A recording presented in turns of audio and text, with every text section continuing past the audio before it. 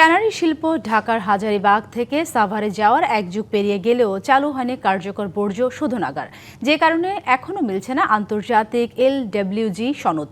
আর তাতেই বিশ্ববাজারে ন্যায্য মূল্য থেকে বঞ্চিত হচ্ছে বাংলাদেশের চামড়া শিল্প।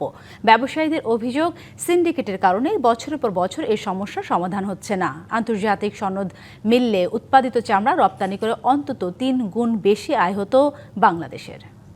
পরিবেশ বান্ধব সবুজ কারখানায় আন্তর্জাতিক মান বজায় রেখে চামড়া উৎপাদনের লক্ষ্যে ২০১৭ সালে ঢাকার হাজারীবাগ ছেড়ে সাভারের হরিণধরায় স্থানান্তর করা হয় ট্যানারি পল্লী।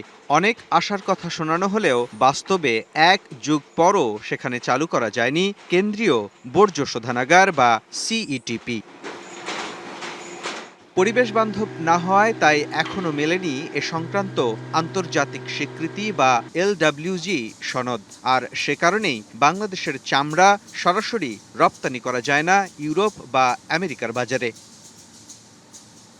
রাজধানীতে আয়োজিত এক সেমিনারে সে আক্ষেপ তুলে ধরেন শিল্প মালিকরা। এই ক্ষেত্রে সরকার যে ব্যর্থতার পরিচয় দিয়েছেন, যে 17 সালে যে CTP পূর্ণাঙ্গ না করে আপনার যারা এই কাজটা রেখে চলে গেছেন, ট্যানারি মালিকদেরকে আজকে আমাদেরকে একটা বিপদে ফেলে আমরা যেখানে যে 1710 মার্কের কথা বলছি সেই 300 ক্রুশাল। একে তো পরিবেশ বান্ধব সনদের অভাবে চামড়ার ন্যায্য দাম মেলে না, তার উপর রপ্তানিযোগ্য জুতার জন্য বাধ্য হয়ে আমদানি করতে হয় বিদেশি চামড়া। তাতে চরম আর্থিক লোকসানে ব্যবসায়ীরা। ঈদ আসবে, সাথে ক্যাশব্যাকও আসবে। নিজের বা প্রিয়জনের জন্য কেনাকাটায় এবারও নগদ পেমেন্টে পাচ্ছেন দারুণ ক্যাশব্যাক। তাই যাই কিনুন, পেমেন্ট করুন নগদে।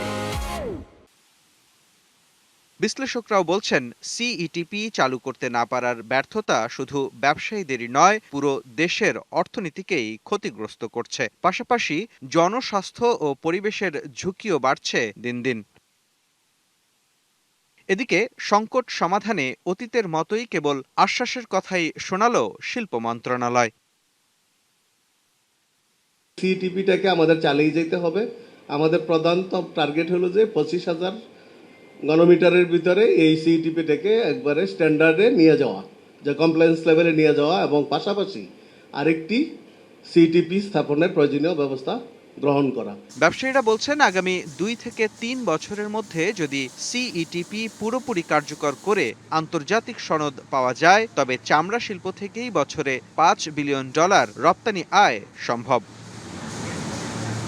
মোস্তফা মাহবুব, DBC নিউজ, ঢাকা।